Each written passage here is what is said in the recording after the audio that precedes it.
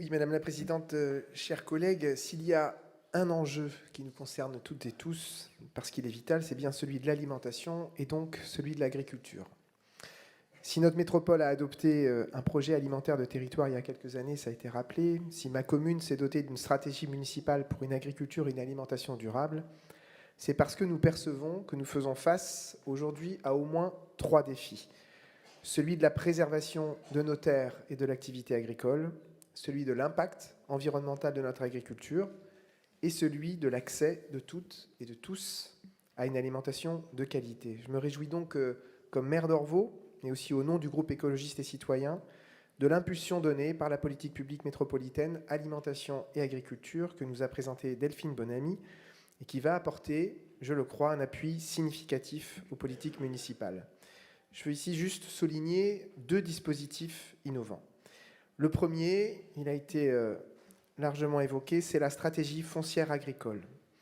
Lorsque la moyenne d'âge des 17 chefs d'exploitation orvaltaise est de 55 ans et qu'à l'échelle métropolitaine, une exploitation agricole sur 3 connaîtra un départ en retraite dans les 10 ans, souvent sans repreneur identifié, lorsque le système agricole privilégie l'agrandissement des fermes plutôt que l'installation de nouveaux producteurs ou nouvelles productrices, lorsque l'accès au logement devient un facteur limitant pour les jeunes agriculteurs et agricultrices, oui, il est parfois nécessaire que les collectivités locales interviennent en se portant acquéreuses. C'est la procédure que nous engageons, par exemple, à Orvaux, avec un projet de régie municipale, parce que faire de la politique, ça consiste à influencer et maîtriser l'évolution de notre territoire, pas à la subir.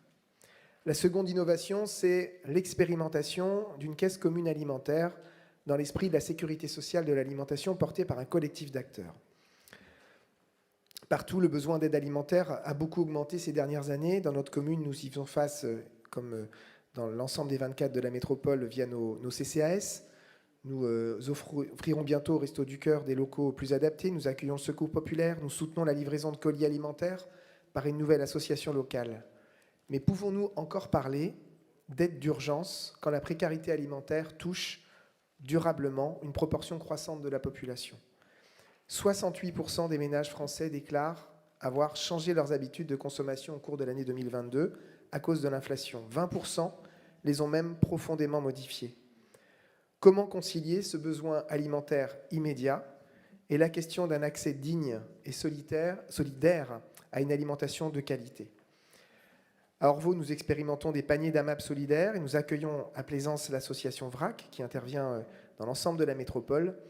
Parce qu'on le voit bien, et c'est le sens de l'expérimentation proposée ici, il va falloir changer notre approche afin que manger bien soit un droit, pas un privilège.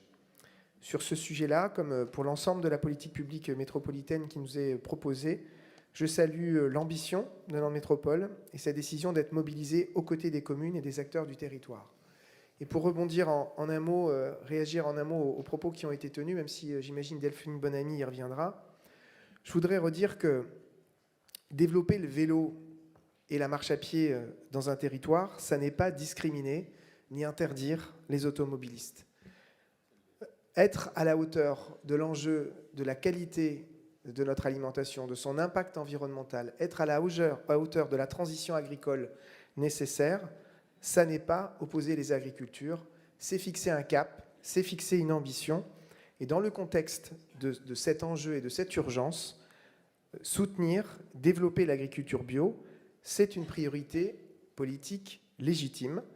Je crois que par vos propos, même s'il est effectivement utile de rappeler l'évolution de l'agriculture conventionnelle, je crois que c'est vous qui opposez les agricultures. Encore une fois, cette politique publique, elle a l'ambition, l'objectif de porter un cap, d'accompagner la nécessaire transition de nos agricultures. Et donc, moi, je la trouve au contraire à la fois ambitieuse et équilibrée. Et je remercie Delphine Bonamy de la porter. Merci.